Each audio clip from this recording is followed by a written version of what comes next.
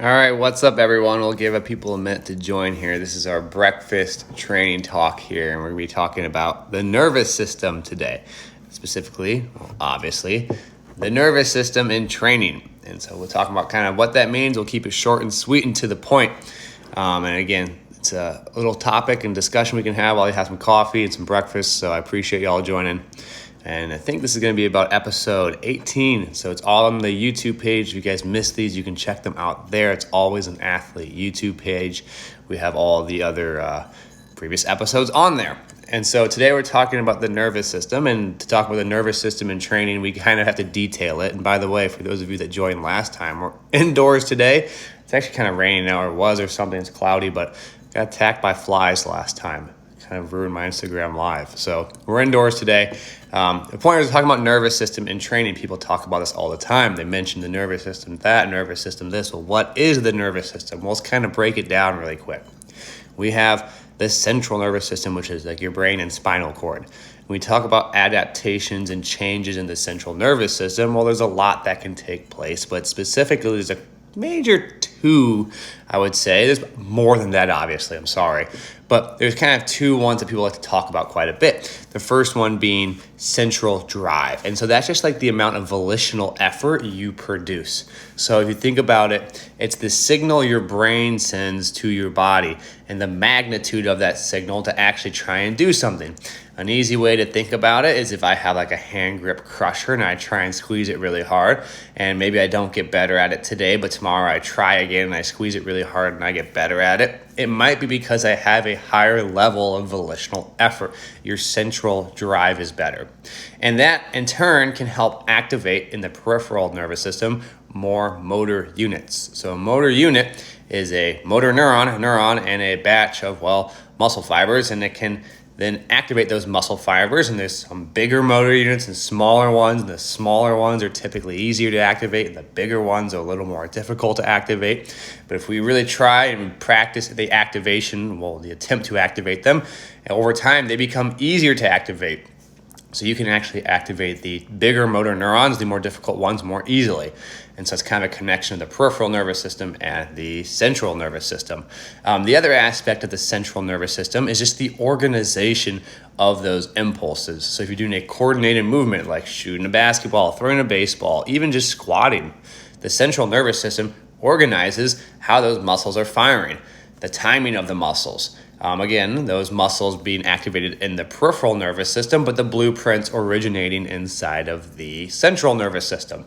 And so you might squat, and during a workout, you might notice, wow, I'm stronger. I'm squatting more weight today than I did 10 minutes ago when I started squatting. Why? Because maybe you're just organizing the skill and the firing of your muscles a little bit better than you were otherwise. And so that organizational pattern from the central nervous system is or has been improved. So those blueprints. And then we kind of look at some other adaptations along the way. You can think about firing rates, the speed and the frequency which the neurons are being activated. So like if we're doing like a ballistic contraction and speed of movement, rapid, you can think about the speed at which it's being produced. Then you can think about the magnitude, the amount that is being produced. So speed and magnitude are kind of two things people discuss. And there's also different physiological and specific adaptations that take place. And you can get really detailed and fun. You can look at the neuromuscular junction and things that take place there. You can look at potential aspects of neurotransmitters, even mitochondrial migration, but we're not talking about all that stuff here. We're just going to talk a little bit more about the training side of it and how we can take advantage of some of these aspects. And going back to two keys that I like to look at, and very easy to organize from a training standpoint, at least from a pure means and methods standpoint, that is the magnitude or the effort, the amount. So you can think about like lifting heavy weights and the volitional effort of just total gross effort. And then you can think about the speed and activation, like ballistic and power. So you have this max strength kind of undertone, and then you have more of a ballistic and power undertone. Obviously, with dynamic movements, you can add a third category, and that is the stretch shortening cycle and more dynamic undertone there.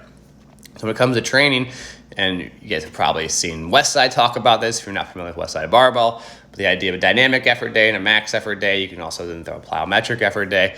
point is, we want to organize training in a way that forces our body to have to activate large amount of motor units. You don't have to do this, but this is how I prefer and how I like to organize it. We have movements that are designed to have large magnitude outputs. You have movements designed to have rapid speed, and you have movements designed to challenge the stretch shortening cycle. So when it comes to maximal effort movements, I like movements that are safe, first and foremost, the athlete's comfortable with. It doesn't need to be 100% effort. We want it to be effortful. We want it to be strong. We want it to be heavy enough. But we want it in a position and a movement that they're comfortable in, the range of motion that they can properly do and load heavily enough through. Then we want, for ballistic movements, we want a movement that forces their ability to rapidly accelerate a bar. This is where you might use bands, you might use chains, you might use loaded jumps, different even body weight jumps. We want to be explosive in that nature. And then lastly, in the plyometrics, we want to have a large enough stretch that evokes a stretch shortening cycle, a stretch reflex. But we also want to make sure it's not so intense that they're not ready for it. So you don't just do really high depth jumps. You progress and build into those kind of depth jumps over time. Maybe do different hurdles or pogo hops, even at times band assisted movements. And then behind that, you have accessory movements that are designed to help support those primary ones and allow us to do those healthy without maybe getting potential risk of injury. So you look at things that are common problems, whether it's an itis of sorts, or whether it's an overuse aspect, or whether it's having a strong back because you are loading the bar on your back. And even though the back isn't necessarily going to be so important for sport, but that movement is important for loading for sport, you want to be able to have a strong back so you can handle more load. That's an aspect we can think about. But that's how you kind of start, and how I start personally to stratify my training. But at the end of the day, talking about the nervous system and being explosive, we have to think about it as an environment. We have to have the athlete understand that we want to be explosive on those days. They have to have the almost the model, the mental model in their head that this is the purpose of it. We're trying to be explosive. We're trying to activate things quickly. So during our ballistic days, we're going to add movements like with bands or chains or even without them. But the intent is going to be the same. The intent in the environment is to be explosive. For some of the maximal, more strength dominant days, we're going to do heavier work. Again, we're trying to be lifting larger weights with a large exertion of effort.